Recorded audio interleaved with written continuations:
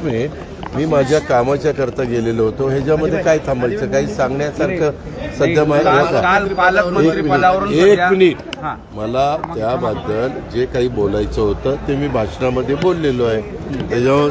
आणि दुसरी गोष्ट, पालकमंत्र्यांच्या संदर्भातला सर्वस्वी अधिकार हा मुख्यमंत्र्यांचा असतो. मुख्यमंत्र्यांनी कुणाला पालकमंत्री द्यावं, कुणाचा पालकमंत्री स्टे करावा हा त्यांचा अधिकार आहे. आज ते डावोसला गेलेले आहेत. डावोसवरून आल्यानंतर ते त्याबद्दलचा निर्णय घेतील. तोपर्यंत त्या ज्यांना जाहीर केलेलं होतं तेच तिथं झेंडावंदन करणार आहेत. तशा प्रकारच्या सूचना मुख्यमंत्री महोदयांनी दिलेल्या आहेत. आणि 2 ठिकाणी दिली. त्या 2 ठिकाणी त्यांनी सांगितलं की ज्यांची नावं होती त्यांच्याकडनं झेंडावंदन करा. मी आल्यानंतर त्या संदर्भातली चर्चा करतो. हा सर्वस्वी कुठलं खातं द्यायचं, कुठलं पालकमंत्रीपद द्यायचं, कुठलं त्या ठिकाणी कुणाला मंत्रिमंडळात घ्यायचा, हा सर्वस्वी अधिकार तोही पत्रकार मित्रांना माहिती आहे की हा मुख्यमंत्र्यांचा असतो. एकनाथराव मुख्यमंत्री होते तेव्हाच ते करायचे. आता देवेंद्रजी मुख्यमंत्री आता ते करतात. कोण नवा उदय होणार आहे महाराष्ट्रात असं वडेट्टीवार आणि राऊत म्हणतायत. कसं उदय सामंत हे आता पक्ष फुटू शकतो थेट त्याचा अर्थ. याला काही अर्थ नाही. त्याला हे तथ्यहीन बातम्या आहेत. उगीच कारण नसताना अशा प्रकारच्या बातम्या पसरून देणं बरोबर नाही. आता मधी पण मी त्या दिवशी बारामतीमध्ये होतो. एक हे लावून टाकन तर त्यामध्ये काहीतरी सैफच्या घरावर हल्ला झाला होता.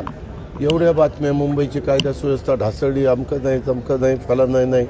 नंतर पकडल्यानंतर कळलं की तो बांगलादेशमधनं आपल्या कलकत्त्याला आला होता. कलकत्त्यावरून मुंबईला आला होता. मुंबईला हाऊसकीपिंगचं काम काही दिवस केलं. त्याच्या काल का परवा पोलिसांनी प्रेस घेऊन ते सगळं सांगितलं.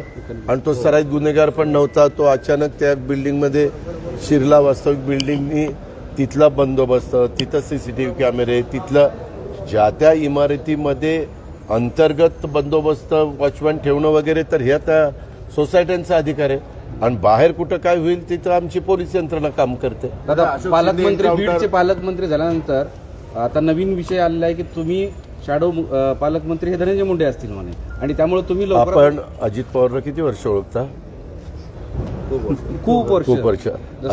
अजित पवार तसा वागून कुठं म्हणजे कसा वागतो लोकांचं काय म्हणणं आहे आता तिथं मी गेल्यावर कळेल ना लोकांना. दादा, अक्षय शिंदे एन्काउंटर मध्ये कोर्टाने 5 पोलिसांना दोषी. मी आता तिथं कार्यक्रमात होतो तेव्हा टीव्हीला ती बातमी बघत होतो.